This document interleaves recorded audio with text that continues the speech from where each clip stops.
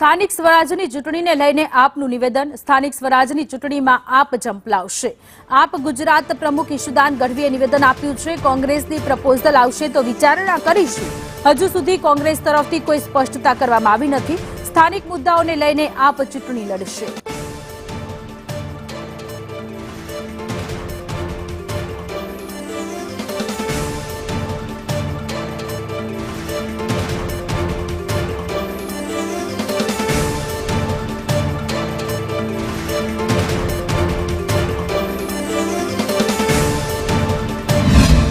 अरविंद केजरीवाल जी ઈચ્છે છે નગર રાજ બિલ, એને લઈને અમે આગળ વધવાના છીએ।